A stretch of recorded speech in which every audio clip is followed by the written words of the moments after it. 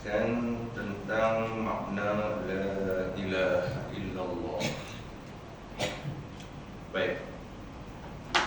Jadi bila mana kita dah pun selesai pada membahaskan tentang perkara yang berkait dengan Allah, dan kita dah pun selesai pada membahaskan tentang perkara yang berkait dengan Rasul. Nah, mana dia perkara yang berkait dengan Allah, iaitu kita mempelajari tentang 20 sifat yang wajib bagi Allah Subhanahu wa ta'ala. Kemudian dan juga satu sifat yang harus bagi Allah Subhanahu wa ta'ala. Kemudian pula kita dah membahaskan tentang perkara yang berkait dengan Rasul. Mana dia? Iaitu kita dah pun bahas tentang 4 sifat yang wajib bagi Rasul, dan juga satu sifat yang harus bagi Rasul. Maka lepas pada itu pula, tuan-tuan, baru kita nak bahas pula tentang makna La ilaha illallah. Sebab tu tuan-tuan, bila sebut kata La ilaha illallah, iaitu tiada Tuhan melainkan Allah. La dengan makna tiada, ilaha Tuhan, illa melainkan Allah, iaitulah Tuhan yang bernama Allah. Jadi tuan-tuan, bila sebut kata La ilaha illallah, maka ini yang disebut sebagai kalimatut tauhid. Kalimatut tauhid, iaitulah kalimah nak mentauhidkan Allah, itu nak mengesahkan Allah Subhanahu wa ta'ala. Sebab tu Allah Ta'ala berfirman, fa'lam annahu la ilaha illallah. Maka ketahuilah tiada Tuhan melainkan Allah. Jadi bila sebut kata, maka ketahuilah, fa'lam. Jadi bila sebut kata fa'lam, itu i'lam tu orang panggil fi'il amar. Apa dia fi'il amar? Iaitu kata suruhan. Tu dah ngaji Arab pula lah. Dan ngaji Arab kemah lah.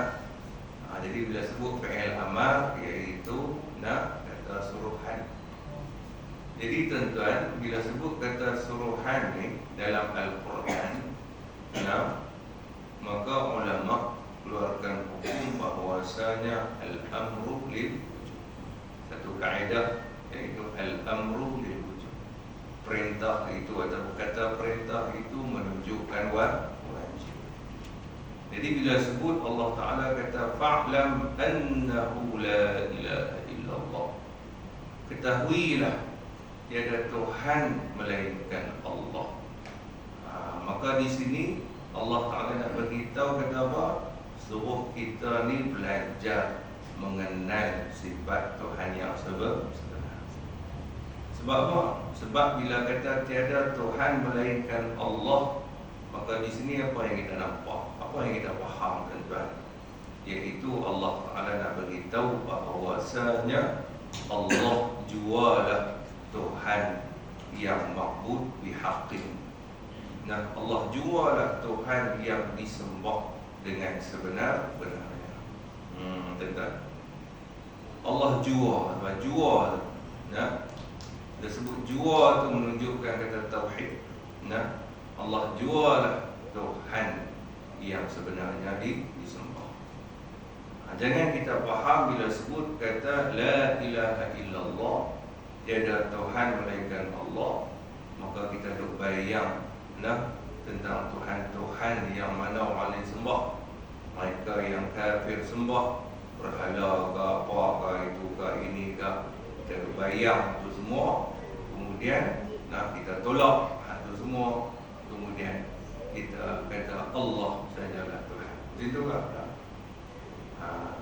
Dia sebut La ilaha illallah, bukan kita bayang, kita tolak segala Tuhan-Tuhan yang lain. Sebab apa? Sebab Tuhan-Tuhan yang lain tu hakikatnya itu bukan Tuhan. Bila kata bukan Tuhan, mana mungkin kita bayangkan rupa Tuhan mereka kemudian kita tolak. Seolah-olah macam kita i'tiqad kata yang tu asal Tuhan kemudian kita tolak. Tak. Memang hak tu bukan Tuhan. Bila kata hak tu bukan Tuhan, nah sebab tu bila sebut la ilaha illallah, Allah jualah tu Tuhan. Allah jua. Bila jua maksudnya apa dia? Satu-satunya. Allah lah satu-satunya tu Tuhan. Tuhan yang macam mana? Tuhan yang ma'bud bihaq, Tuhan yang disembah dengan sebenarnya. Jadi bila Allah nak beritahu kita, ketahuilah dia sahajalah Tuhan yang sebenarnya disembah. Nah, maka kita nak mengetahui itu atas jalan apa dia? Pengetahuan. Kita nak mengetahui satu perkara mesti ada caranya. Apa caranya? Belajar. Maka sebab itu bila sebut Allah Ta'ala kata ketahuilah, iaitu dengan makna belajarlah olehmu sehingga engkau ketahui.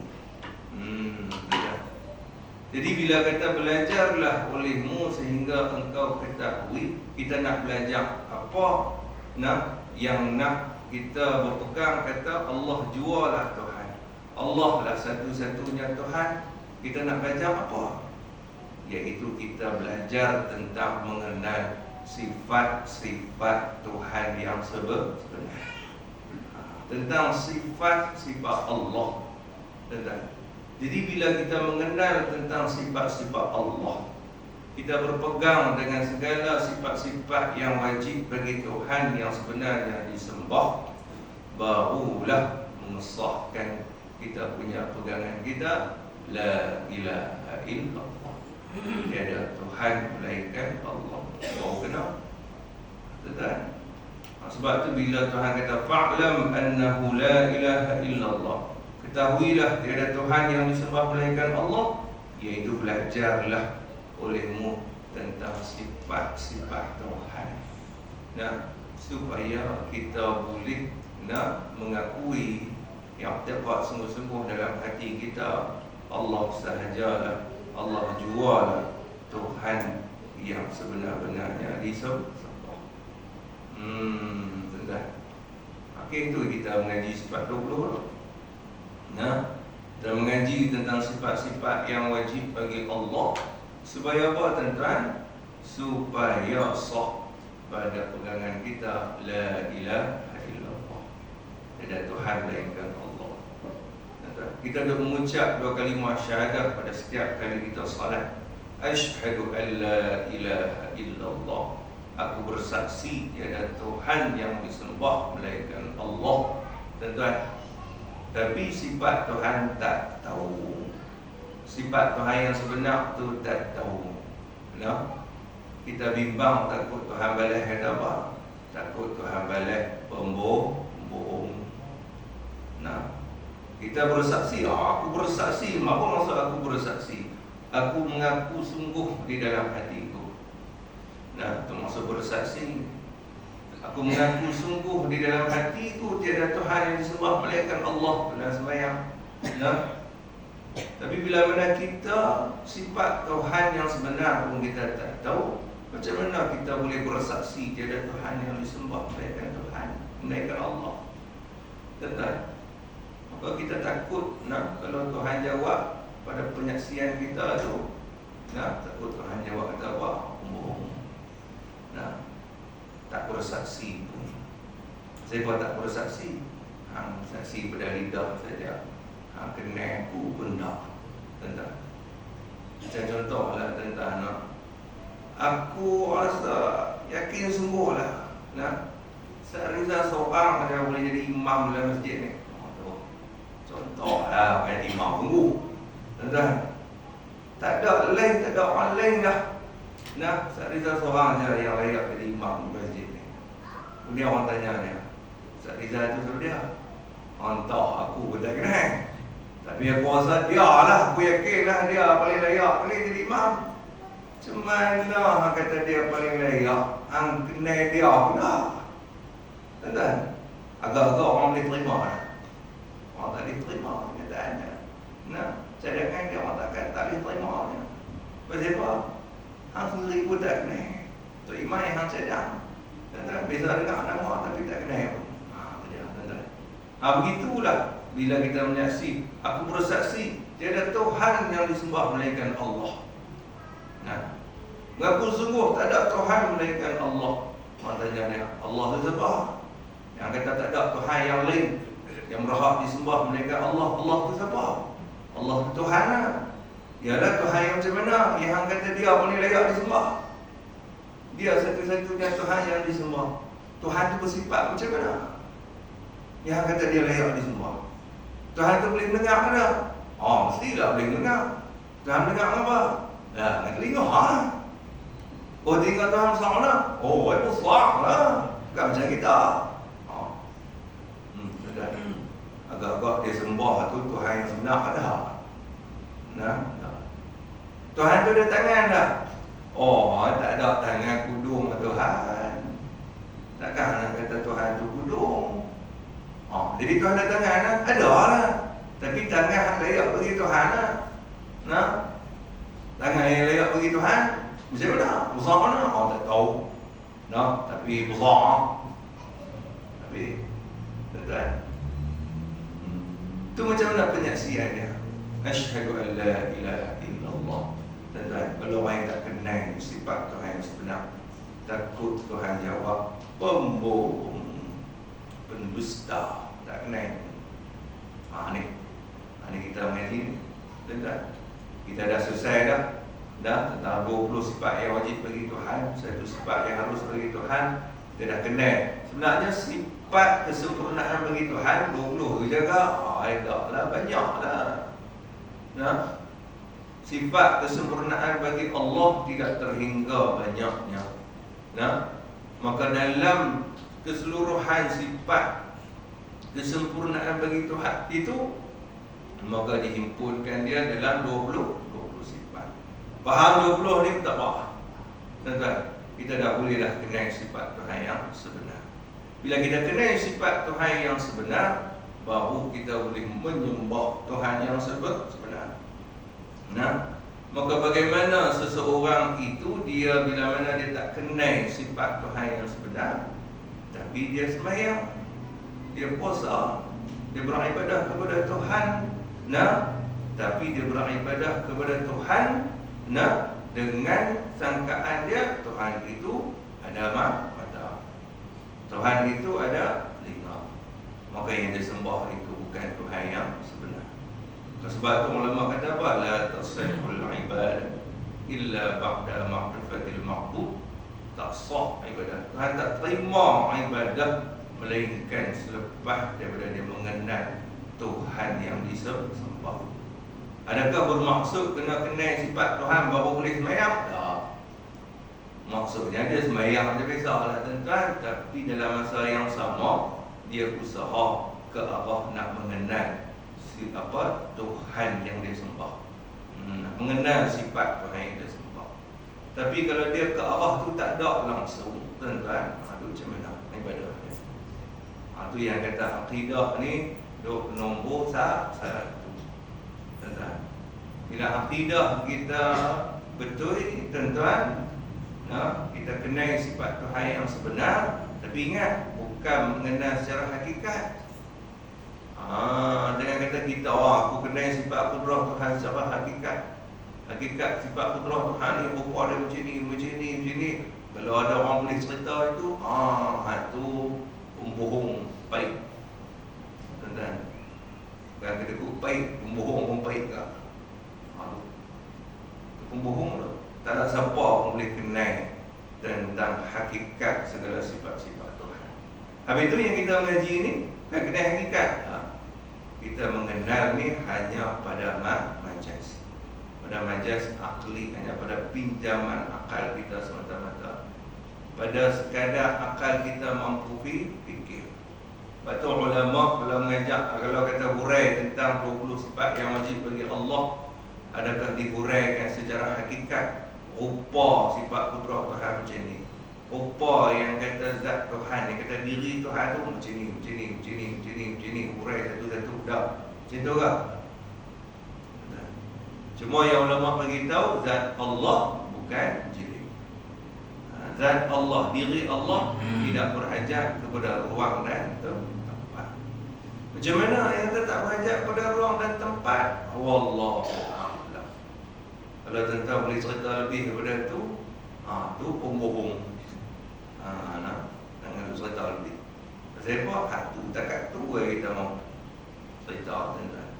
Lepas tu ada setengah jemaah tuan-tuan, dia menolak, tak mau mengaji sifat 20 kan. Tak mau mengaji, ada seorang jemaah, ada dapat maklumat. Tapi bukan sini lah, sini kemas-kemas semua. Tuan-tuan, ada satu tempat dia start. Tuan-tuan, dia kata apa? Ada lah, supaya dia kata aku tak mau mengaji sifat 20, tak mau. Pasal apa? Takut nanti gila. Sebab gila. Nak kenal. Mana kita boleh mampu kenal hakikat diri Tuhan di mana?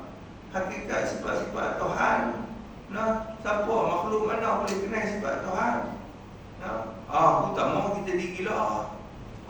Okey tu. Dia tak ngaji lagi gila. Bila dia cakap macam tu, orang yang tak mau mengaji kenal Tuhan, gila lah. Gila lah. Hang selalu duduk guna barang pinjaman Tuhan. Tuhan duk bagi nikmat sedia. Tu orang tak mau kenal dia. Pasal apa? Takut gila. Jadi kata-kata dia tu gila. Macam mana habis tu ulama Imam Abu Hasan Asy'ari duk bahas tentang sifat-sifat Tuhan, ada gila. Ada gila kan. Imam Abu Mansur Maturidi bagi semua ulama-ulama tauhid mengajar sifat 20 tahun, ada gila. Ada gila. Tuan-tuan, orang yang tak mengaji kenal sifat Tuhan, ada gila. Dia kira lah ni, kira nak semayang. Kalau boleh semayang, semayang. Sebab kenal Tuhan, tak apa. Nanti ya. Tunggu nanti bila. Dalam kubur, Tuhan tanya apa lu? Tuhan tanya sifat 20 lu. Bukan Tuhan tanya, malaikat tanya. Malaikat tanya sifat 20 lu. Tapi dia bukan tanya sifat nafsiah dan wabah. Ada yang tanya sifat nafsiah dan wabah. Jadi tadi kita belum mati. Sifat salbiah dan wabah. Tak ada, dia tak tanya tu. Dia tanya apa? Marrabbuka. Siapa Tuhan engkau? Jadi kalau kita tuan-tuan, kalau malaikat tanya siapa? Siapa? Bila sebut siapa, orang yang nak jawab tu, dia kena kenal. Tuan-tuan, dia nak kenal. Sebab bila sebut siapa, siapa Ustaz Rizal? Nak jawab tu kena kenal Ustaz Rizal. Kalau dia tak kenal, dia kata apa? Entahlah, saya apa tak kenal. Tuan-tuan. Tapi kalau dia kenal, Ustaz Rizal tu, cikgu, ngajak mana, sekolah mana, Ahmad Tajuddin mana dah, orang 8 tahun dah. Hidup mana, tak majlis tak Nabi ni kan siapa dia? Ada. Hebat. Jadi bila tu kalau dia kenal, habis sudah. Tapi begitu juga kalau malaikat tanya marrabbuka, siapa Tuhan engkau? Tuan-tuan, maka kita kalau kata nak jawab Allah Rabbi, Allah itu Tuhanku. Siapa yang nak boleh jawab Allah itu Tuhanku? Iaitu mereka yang hidup di dunia tidak mensyirikkan Tuhan. Dia tak pernah menyekutukan Allah. Pasal apa dia tak mensyirikkan Tuhan? Sebab apa dia tak mensyirikkan Tuhan? Sebab dia kenal tu Tuhan. Dia kenal sifat Tuhan yang sebenar. Sebab tu orang yang kenal sifat Tuhan yang sebenar, takkan sama sekali dia mensyirikkan Tuhan. Bila dia tak mensyirikkan Tuhan, tuan-tuan, insya-Allah ibadah dia pun Tuhan terima. Sebab apa? Sebab ibadah dia hanya dilakukan hanya kepada Tuhan yang sebenar. Maka dia boleh jawab Allah Rabbi. Tapi kalau hidup di dunia pun dia mensyirikkan Tuhan, aku tak pernah mensyirikkan Allah. Macam mana atau mana hang tak mensyirikkan Tuhan? Bila mana hang kata Tuhan tu ada muka, ada telinga, ada tangan dan sebagainya, itu hakikatnya sudah pun melakukan syirik. Kenapa melakukan syirik? Sebab hang dah pun menyamakan Tuhan dengan makhluk.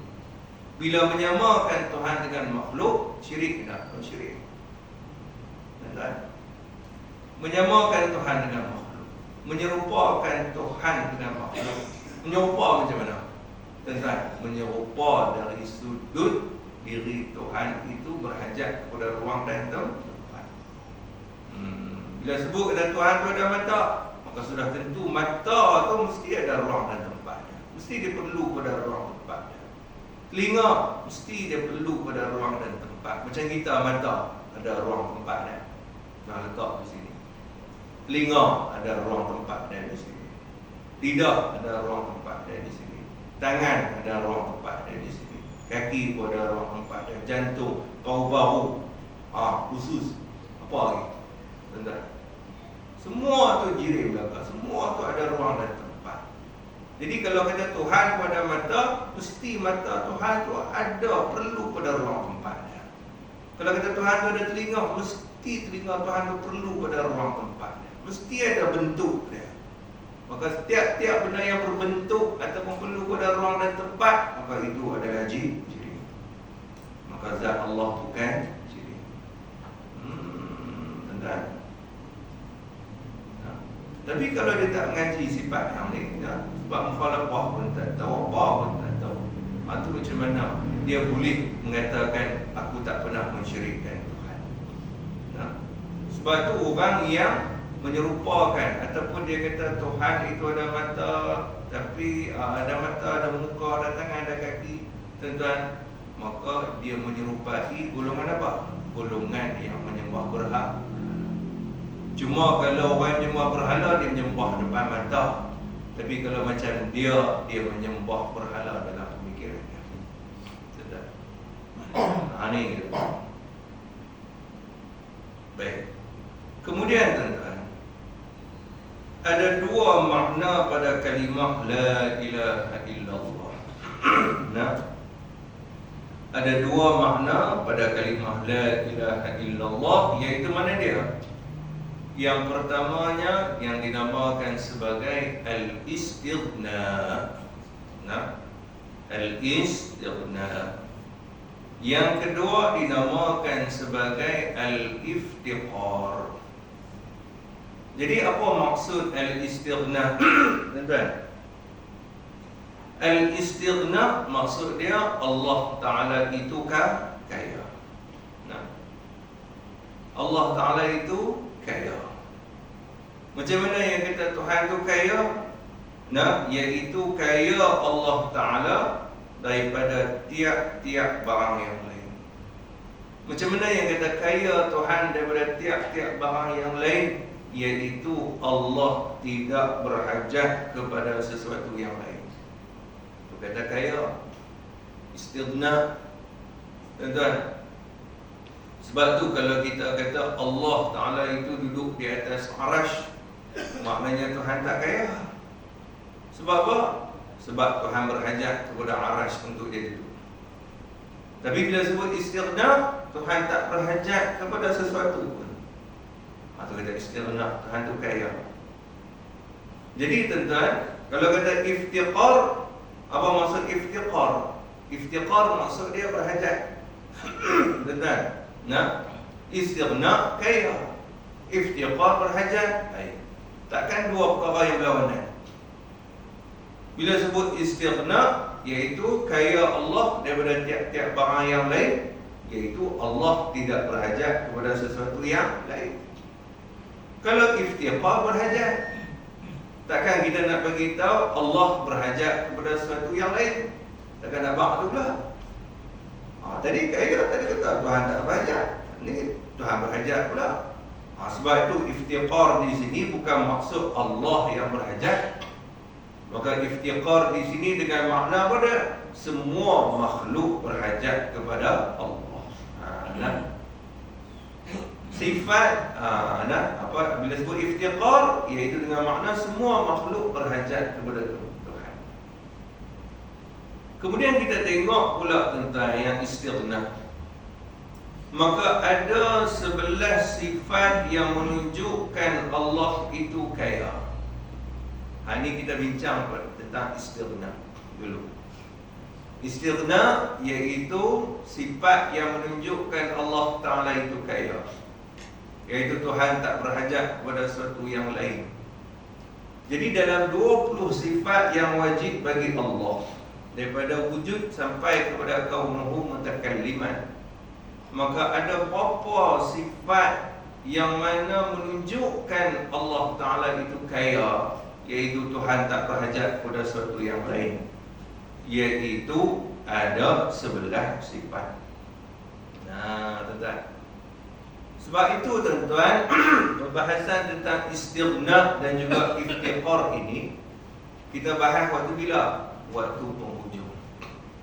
Nah, kita tak bahas duduk di depan-depan. Kita tak bincang istighna dulu, iftiqar, kemudian baru kita bincang wujud, qidam, baqa, mukhalafah dah. Kita bincang dulu wujud, qidam, baqa, habis itu semua tuan-tuan, kemudian baru kita bahas tentang istighna dan iftiqar. Nah, bila kita kenal tiap-tiap satu sifat yang wajib bagi Tuhan, wujud tu macam mana, qidam tu macam mana, baqa tu macam mana, mukhalafah tu macam mana, sampai kepada kaunuhu mutakalliman, kita mengaji tiap-tiap satu sifat beserta dengan dalil-dalilnya, tuan-tuan, baru kita boleh buat kesimpulan mana dia sifat yang menunjukkan Tuhan itu kaya. Tuan-tuan, bila kita kenal tentang tiap-tiap satu sifat yang wajib bagi Tuhan, baru kita boleh simpulkan mana satu sifat yang iftiqar, iaitu sifat yang menunjukkan semua makhluk berhajat kepada dia. Tuan-tuan, nah, aduh, abad tu kita bahas istighna, iftiqar dulu belakang. Kita tak bahas depan. Kalau bahas depan, sifat yang menunjukkan Tuhan itu kaya, apa dia? Wujud, qidam, baqa. Apa dia wujud, qidam, baqa? Tak kenal? Tu. Bila tak kenal, macam mana kita nak simpulkan mana dia satu sifat yang menunjukkan Tuhan itu kaya? Tak boleh. Kenal dulu tiap-tiap sifat yang wajib bagi Tuhan, baru kita boleh simpulkan. Baik. Jadi mana dia 11 sifat yang menunjukkan istighna, yang menunjukkan Allah Ta'ala itu kaya, iaitu Allah tidak berhajat kepada sesuatu yang lain. Yang pertamanya iaitulah wujud. Yang kedua qidam. Yang ketiga baqa. Yang keempat mukhalafatuhu ta'ala lil hawadis. Yang kelima qiyamuhu ta'ala binafsih. Yang keenam sama'. Yang ketujuh basar. Yang kelapan kalam. Yang kesembilan kaunuhu sami'an. Yang kesepuluh kaunuhu basiran. Yang kesebelas kaunuhu mutakalliman. Jadi persoalan dia, pasal apa wujud itu termasuk di dalam sifat istighna? Pasal apa sebelah sifat ni tuan-tuan, termasuk di dalam sifat istighna, dia tak masuk dalam sifat iftiqar.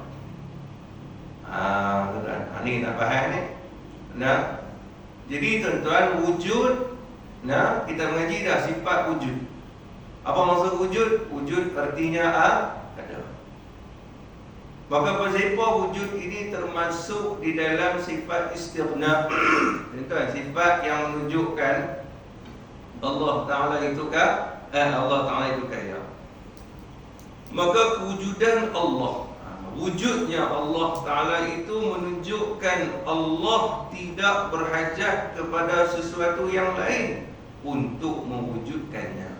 Nah, bila Tuhan itu dah wujud, maka Tuhan tak berhajat kepada sesuatu yang lain untuk nak bagi wujudkan Tuhan, nak mengadakan Tuhan.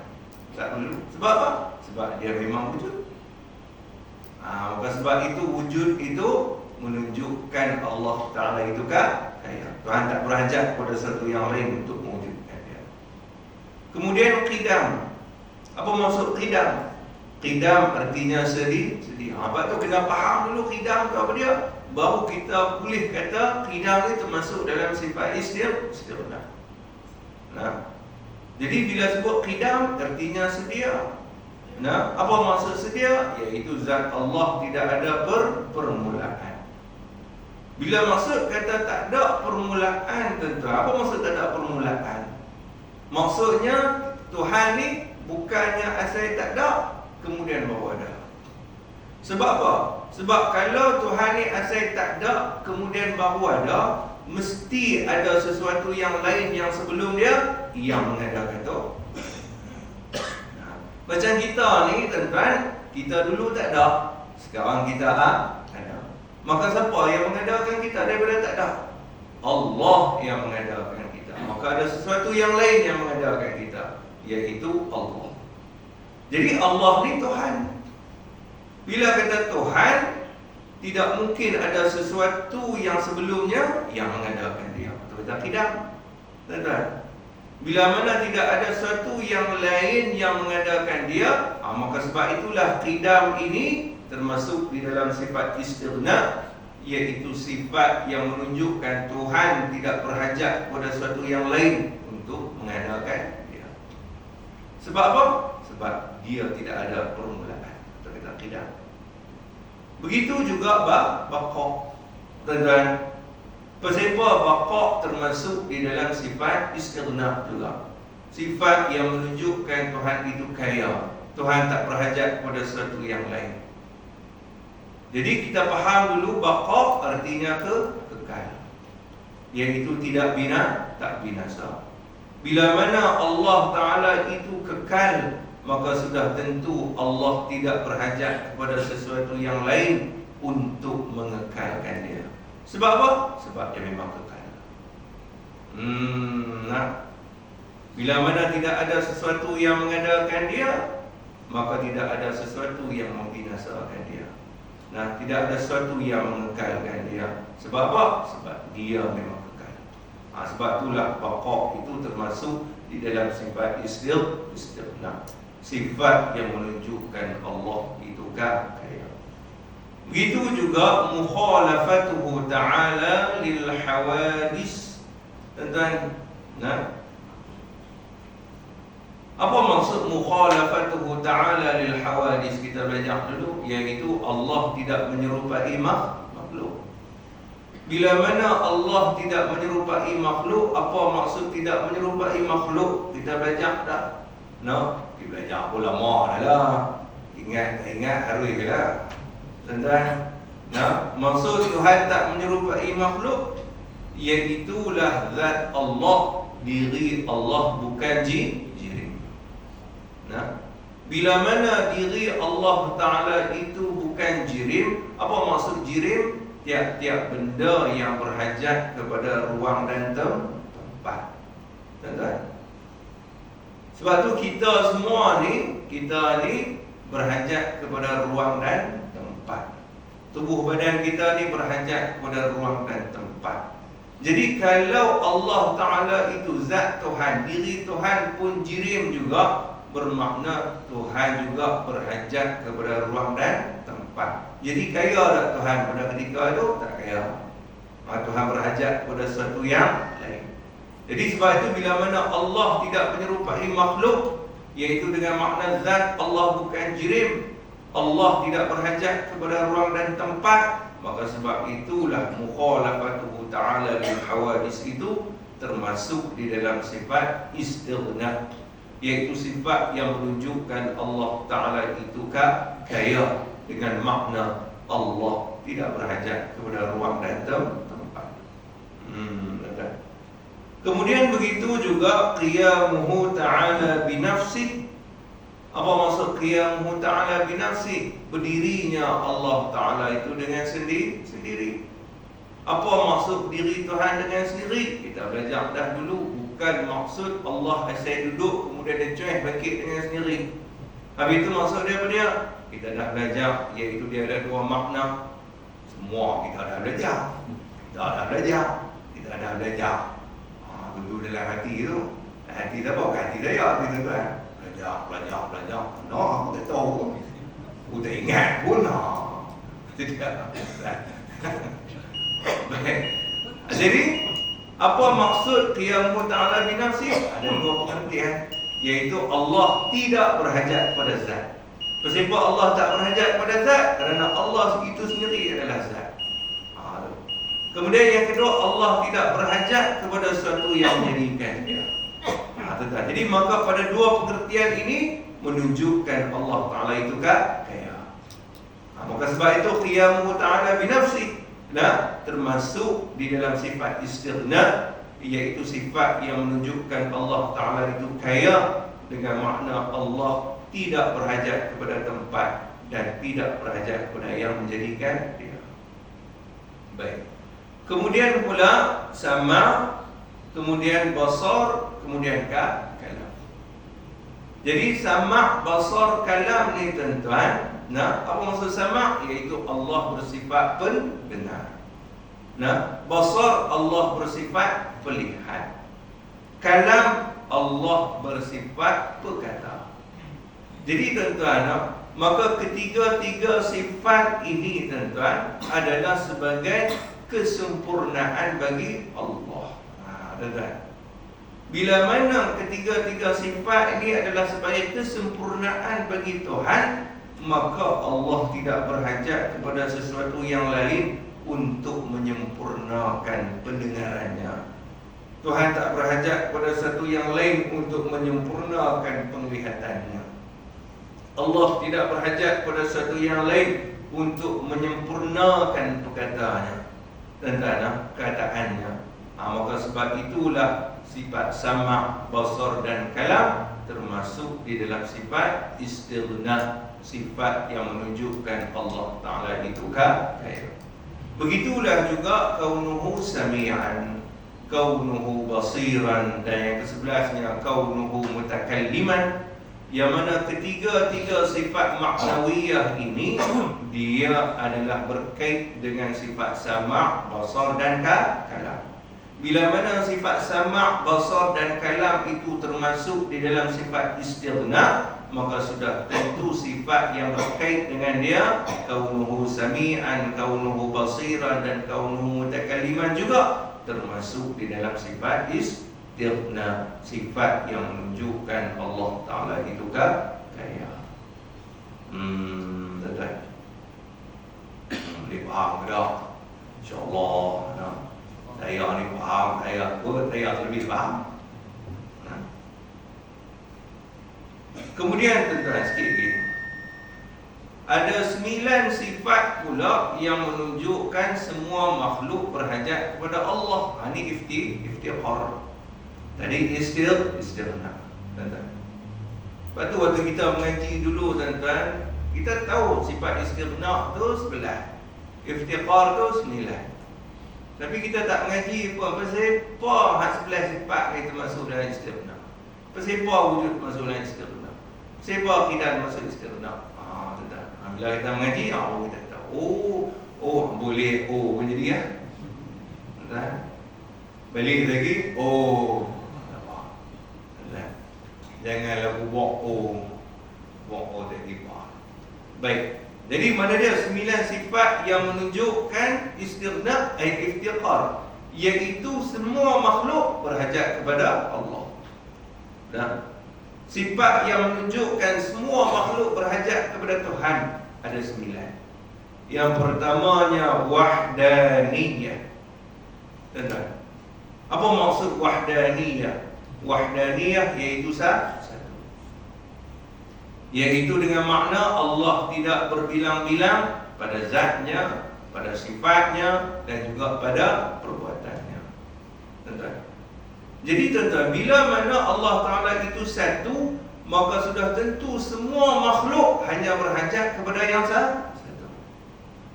Sebab tu kalau kata Tuhan itu berbilang-bilang, contoh kalau kata Tuhan itu 2, tuan-tuan, mesti semua makhluk tak akan berhajat kepada yang satu saja. Mesti sebahagian makhluk akan berhajat kepada satu Tuhan yang lain. Jadi maknanya Tuhan yang satu ni tak semua makhluk berhajat kepada dia. Hanya satu makhluk ni tak semua makhluk berhajat kepada dia. Sebab apa? Sebab ada sebahagian makhluk dia berhajat kepada satu Tuhan ni, sebahagian makhluk berhajat kepada satu Tuhan yang lain. Maka sebab itu bila mana Allah Ta'ala itu wahdaniyah, Allah Ta'ala itu satu, maka semua makhluk berhajat hanya kepada Allah. Sebab itu wahdaniyah termasuk di dalam sifat iftiqar, sifat yang menunjukkan semua makhluk hanya berhajat kepada Tuhan. Begitulah juga yang keduanya qudrah. Apa maksud qudrah? Iaitu Allah bersifat berkuasa. Kita baca dulu. Nah, sifat qudrah, Allah bersifat berkuasa. Jadi tuan-tuan, sekiranya Allah Ta'ala itu tidak berkuasa, maka bagaimana Allah Ta'ala nak menunaikan hajat sekalian makhluknya? Tuan-tuan, kalau Tuhan sendiri lemah, tidak berkuasa. Tuan-tuan, maka sebab itulah qudrah termasuk di dalam sifat iftiqar, sifat yang menunjukkan semua makhluk hanya berhajat kepada dia, hanya berhajat kepada Allah Subhanahu wa Ta'ala. Begitulah juga iradah.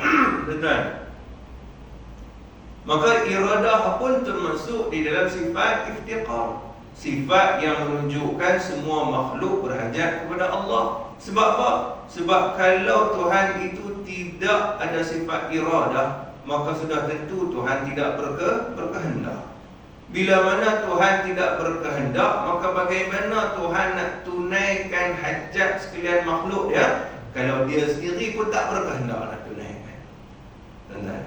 Maka sebab itulah iradah itu termasuk di dalam sifat iftiqar, iaitu sifat yang menunjukkan semua makhluk hanya berhajat kepada Allah. Begitulah juga sifat ilmu. Apa dia ilmu? Iaitu Allah bersifat pengetahuan.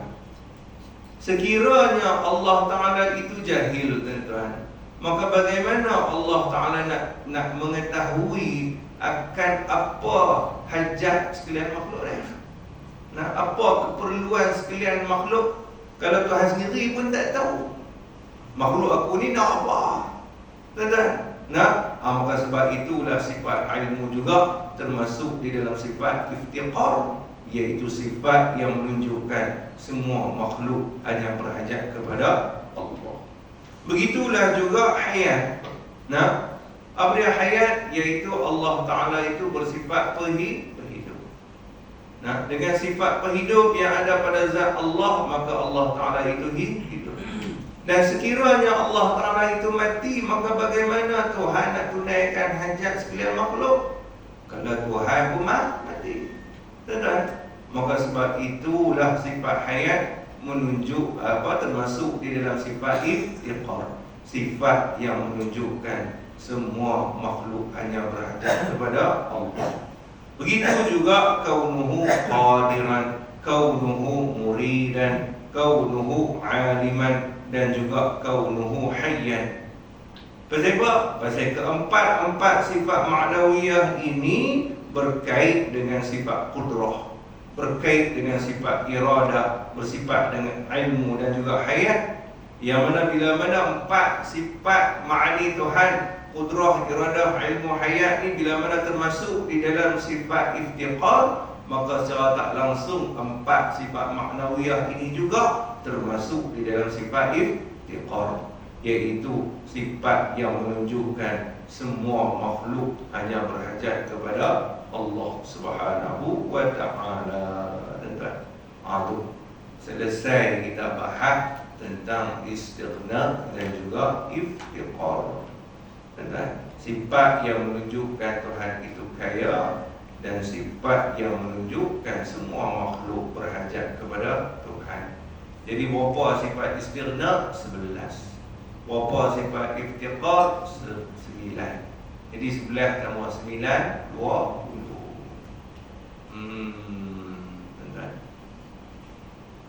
Kemudian jumlah keseluruhan akidah yang terkandung di dalam La ilaha illallah Muhammadur Rasulullah. Jadi ada berapa? Ni tunggu 30 hari daripada sekarang. Tunggu bulan depan. Ada insya-Allah, kalau Allah panjangkan usia kita, Tuhan beri kesihatan kepada kita, Tuhan kuatkan iman kita, insya-Allah kita akan sambung pula. Nak bicara apa pula? jumlah akidah yang terkandung di dalam dua kalimah syahadah la ilaha illallah Muhammadur Rasulullah. Wallahu subhanahu wa ta'ala